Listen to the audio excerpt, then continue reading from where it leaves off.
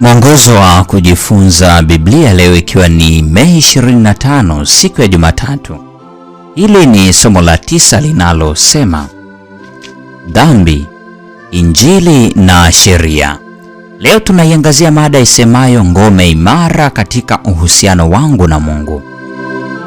Kuna jumbe nyingi katika Biblia zinazozungumzia uhusiano wetu na Mungu na vikwazo vinavyotuzuia kukua katika Kristo. Yatafakari maneno haya kutoka kwa Paulo na Yesu. Kwa hiyo anayejidhania kuwa amesimama na aangalie asianguke. Wakorintho wa kwanza sura ya 10:12. Kama Samsoni, kujitegemea kutakuangusha. Basi wewe utoapo sadaka usipige panda mbele yako, kama wanafiki wafanyavyo katika masinagogi na njiani, ili watukuzwe na watu. Mathayo 6:2. Acha kumweleza kila mtu jinsi ulivyo mwema, kuwa mnyenyekevu kama Yesu alivyokuwa mnyenyekevu. Lakini mimi nawaambia, kila mtu atazamaye mwanamke kwa kumtamani amekwisha kuzini naye moyoni mwake. Jicho lako la kuume likikukosesha, ling'oe ulitupe mbali nawe, kwa maana ya kufaa kiungo chako kimoja kipotee, wala mwili wako mzima usitupwe katika jehanamu. Mathayo 5:28-29. Fanya chochote kile kuondoa tamaa kutoka moyoni mwako, kwa kuwa hiki ni kizuizi kwa uhusiano wako na Mungu. Msihukumu, msije mkahukumiwa ninyi, kwa kuwa hukumu ile mhukumuyo ndiyo mtakayohukumiwa, na kipimo kile mpimiacho ndicho mtakachopimiwa. Mathayo 7:1-2. Acha kuwa mkosoaji na mwenye kuwahukumu wengine. Mungu ndiye mhukumu, kwa hiyo mwachie kazi yake.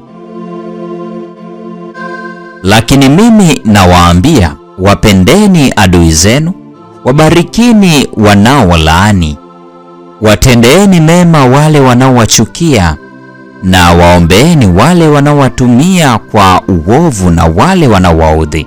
Mathayo 5:44, tafsiri ya kutoka New King James Version. Acha kuwachukia adui zako.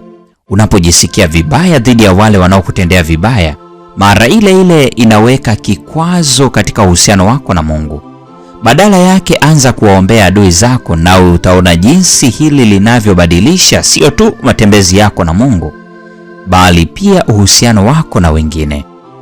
Bali mimi nawaambieni, kila amwoneaye ndugu yake hasira bila sababu atakuwa katika hatari ya kuhukumiwa. Mathayo sura ile ya 5:22. Hii ni tafsiri ya kutoka New King James Version. Huenda umekuwa ukihalalisha kwa nini unawakoromea wale walio karibu nawe. Je, hasira yako inaathirije uhusiano wako na Mungu? Bila kutaja wale unaowakasirikia, haya ni baadhi ya maeneo yanayotusababisha kujikwaa.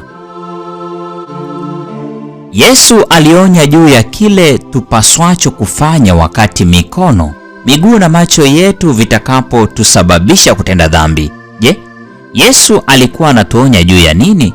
Soma Marko sura ya 9:42-48. Kukata mkono wako au mguu wako au kunyofua jicho lako kwa sababu linakusababisha kutenda dhambi ni kuvuka mipaka. Ilipaswa kuwa hivyo, lakini hivi ndivyo Yesu anavyoiona dhambi kwa uzito wake na matokeo yake katika maisha yetu. Je, unaichukulia kwa uzito kiasi gani? Mungu atubariki sote.